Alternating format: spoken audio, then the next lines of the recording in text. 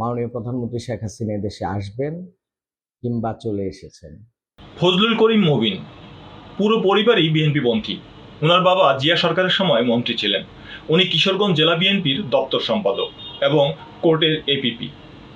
আজ বিএনপি থেকে আওয়ামী লীগে যোগদান দিয়েছেন। আওয়ামী লীগে যোগ দেওয়ার আগে সে জেলা বিএনপির দপ্তর সম্পাদক থেকে অব্যাহতি নিয়েছেন। সে যেহেতু কিশোরগঞ্জ কোর্টের এপিপি, তিনি বর্তমান সরকারের নিয়োগ বলে সে এই পদ থেকেও পদত্যাগ করেছেন। স্পষ্ট বলেছেন, শেখ হাসিনা দেশের স্থিতিশীলতার প্রতীক।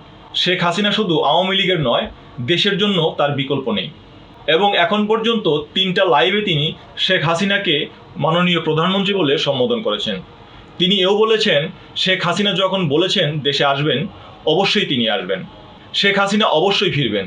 বাংলাদেশের পতাকা আর মানচিত্র রক্ষার জন্য শেখ হাসিনা অবশ্যই আসবেন। দেশ ও দেশের বাইরে থাকা প্রতিটি বাঙালি ও বাংলাদেশিদের জন্য আসসালামু আলাইকুম। প্রধানমন্ত্রী শেখ হাসিনার কিছুদিন আগে একটি বক্তব্য শোনা গেছে। উনি বলেছেন এ দেশে আসবেন। তাহলে দেশ ও দেশের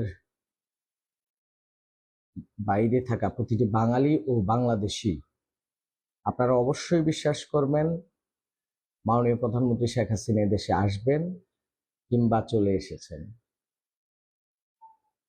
আমি পাগলের প্রলাপ বকতে পারি, এটা স্বাভাবিক, কিন্তু মুজিব কন্যা শেখ হাসিনা পাগলের প্রলাপ বকার মতো মহিলা না। এটা বাঙালি এবং বাংলাদেশি সকলেই জানে। তাই প্রত্যেককে অনুরোধ করব, চিন্তা চেতনা দেশপ্রেম এটার ভিত্তিতে মন্তব্য করবেন। কারণ কে জানে আজকের এই বক্তব্য কাল আপনার ভবিষ্যৎ নির্ণয় করবে। তাই আসুন প্রতিহিংসা দূর করে দেশ ও সমাজ গঠনে একে অপরের পাশে থাকি।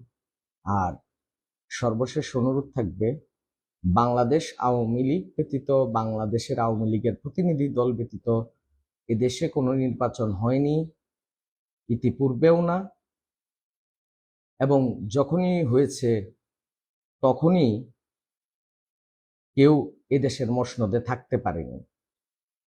এবং সবাইকে অনুরোধ করব, বাংলাদেশ আওয়ামী লীগের প্রতিটি কর্মী এবং সমর্থক বিন্দু যারা বসে আছেন মাননীয় প্রধানমন্ত্রী শেখ হাসিনা দেশে আসবেন, তখন আপনি ভোকাল হবেন না, এই ধরনের কোনো ঘটনা ঘটতে চলছে না। যে বা যারা মুক্তিযুদ্ধের সপক্ষের শক্তি, দেশের পক্ষের শক্তি, ধর্মনিরপেক্ষতার সাথে আছেন, তারা আজই কথা বলবেন। জয় বাংলা, জয় বঙ্গবন্ধু।